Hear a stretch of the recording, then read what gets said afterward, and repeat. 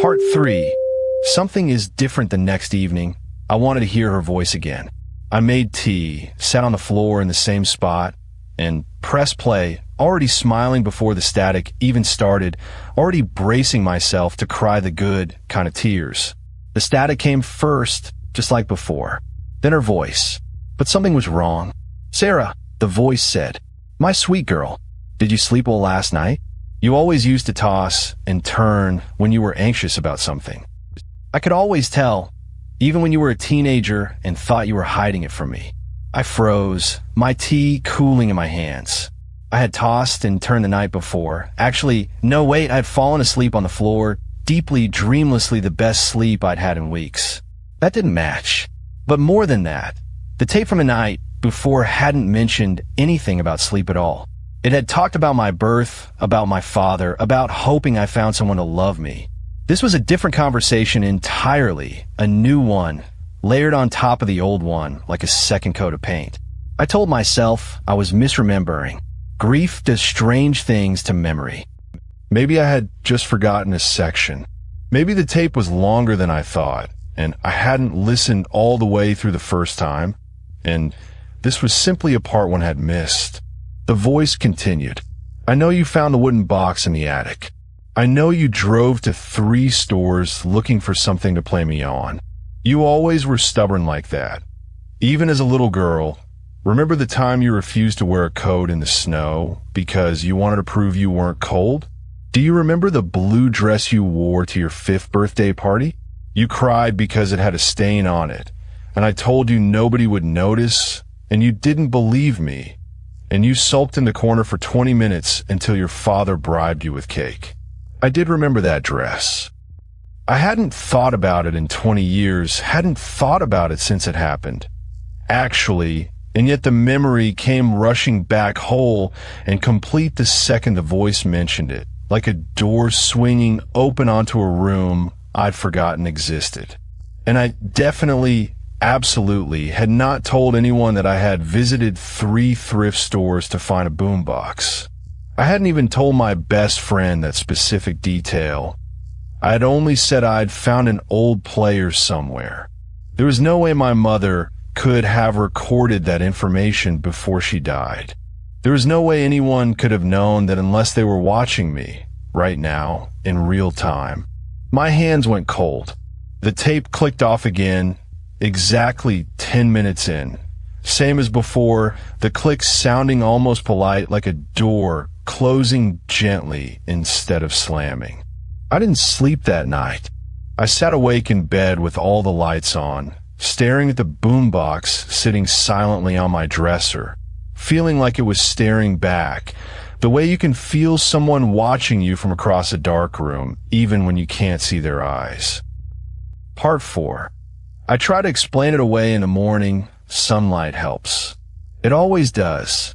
Fear that feels enormous at 3 in the morning shrinks down to something manageable once the sun comes up and the birds start making noise outside your window and the world remembers to be ordinary again. I told myself there had to be a logical explanation. Maybe the tape had multiple tracks and the player was randomly choosing which one to play, like a shuffle feature on an old machine that malfunctioned in some strange way. Maybe I had told someone about the thrift stores and forgotten, and that person had somehow... No, that didn't make sense either. Nobody could record onto an old cassette tape and place it inside a sealed box in an attic that hadn't been touched in years, matching my private thoughts and unspoken memories word for word. I called my mother's old friend, Denise, a woman who had known her since college, back when they used to share an apartment above a laundromat and split the rent by counting quarters at the kitchen table. I asked if she knew anything about a cassette tape my mother might have recorded before she died, maybe as some kind of final gift. Denise sounded confused. She said my mother hadn't mentioned anything like that. Not once. And besides, my mother had been in the hospital for the last 6 weeks of her life, far too sick and far too heavily medicated to be organizing secret recordings, let alone smuggling a wooden box up into an attic she could barely climb stairs to reach anymore. That should have scared me more than it did. Instead, some strange, hopeful part of me wanted to believe it really was magic. That my mother had found some way to reach me from beyond, to keep talking to me, to keep being my mother even after death, defying every rule of biology and physics just to stay a little longer in my life. Grief makes you want to believe in impossible things. It makes the impossible feel like comfort instead of danger, like a door left open instead of a trap sprung shut. That afternoon, I did something I probably shouldn't have. I went to the library and looked through old newspaper archives for our town, searching for anything about strange recordings, haunted objects, families losing loved ones under odd circumstances. It felt silly even as I typed the search terms into the microfilm computer. Most of what came up was nothing. Obituaries, church bake sale announcements, a decades-old article about a house fired 2 streets over from where my mother used to live. But one small clipping caught my eye. It was from almost 40 years ago, barely 2 paragraphs long, buried on page 9 of a local paper that didn't exist anymore. The headline read, "Local woman's death ruled accidental after months of strange behavior." The article was thin on details, the kind of vague small-town reporting that leaves more questions than answers, but mentioned a woman named Eleanor Voss who had, according to neighbors, become withdrawn and obsessed with an old recording in the months before she was found dead in her home. No cause of death was listed. The article ended abruptly, as if the reporter had been told to stop asking questions. I stared at that clipping for a long time. I told myself it meant nothing. Coincidences happen. Old towns have old tragedies, dozens of them, buried in every issue of every dead newspaper. But I wrote down the name anyway, Eleanor Voss, on a scrap of paper I folded into my pocket, and I didn't throw it away for a long, long time. I decided to listen again that night. I told myself I needed to understand it, to know what it was before I could decide whether to be afraid. I think, really, I just wasn't ready to stop hearing her voice yet, and I was looking for permission to keep listening. Part 4.5. The house on Larkspur Street before that, though curiosity got the better of me one more time. I found the old address listed for Eleanor Voss in a city directory from decades ago, and I drove past it on my lunch break the next day, telling myself I was just being thorough, just closing a loop, nothing more.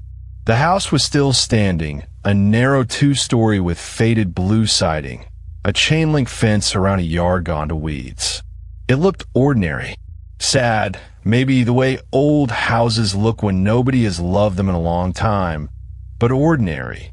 An old man was raking leaves next door, moving slowly, the way people move when their bodies have started arguing with them. I parked and walked over, feeling foolish before I even opened my mouth, and asked if he'd known the woman who used to live in the blue house. He stopped raking. He looked at me for a long moment, the way you look at someone when you're deciding how much truth they can handle. His name was Walter, and he told me he'd lived on that street his whole life, 71 years, and that he remembered Eleanor Voss the way you remember a storm that passed close to your own house without quite touching it. He said she'd been a normal woman once, cheerful, always waving from her porch, always bringing over extra vegetables from her garden. Then, in the last year of her life, something changed. She stopped coming outside during the day. Her lights would be on at strange hours, 3, 4 in the morning, and Walter's late wife used to hear, very faintly across the yard on quiet nights, the sound of a woman talking to someone in an empty room. Talking like a conversation, he said, leaning on his rake. Back and forth. Except there wasn't ever anybody else in that house with her. Not after her husband passed. Just her and the girl. I asked about the girl. Margaret. Walter's face did something complicated, somewhere between sadness and something older and more careful than sadness.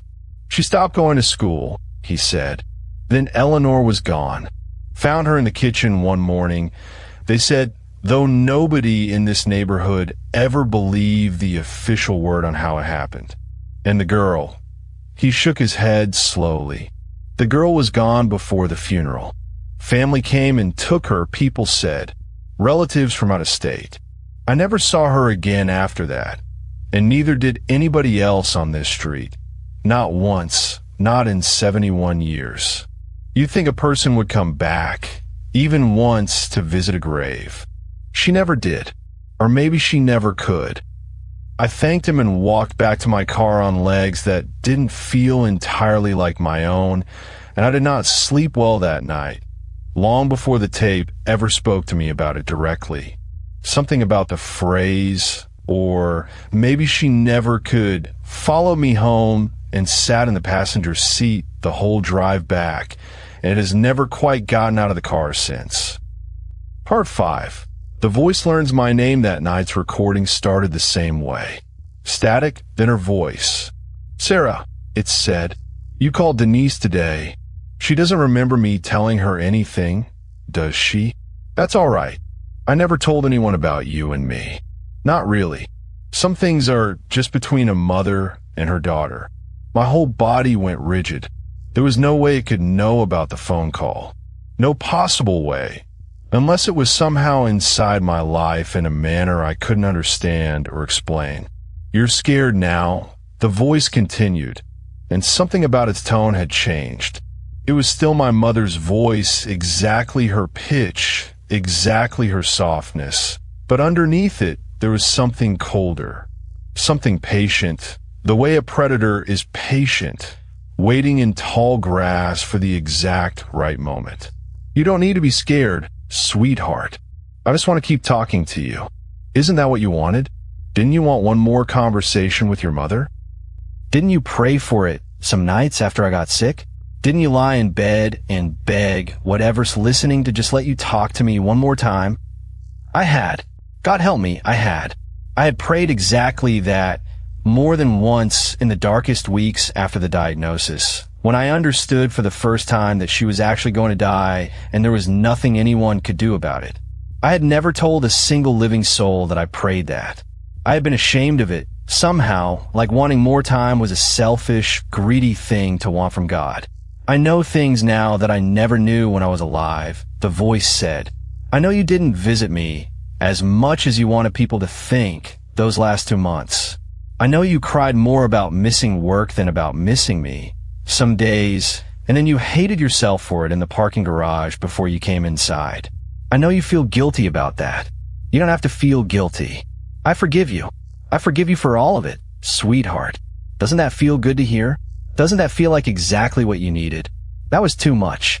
I reached for the stop button, my hand hesitating over it for one long, terrible second. Some deep, animal part of my brain told me not to touch it, not to interrupt. Whatever this was, that interrupting it might make it angry. And then I slammed my palm down, and the tape cut off mid-sentence with an ugly mechanical screech that didn't sound like any tape player malfunction I had ever heard before. It sounded almost like a scream, cut short.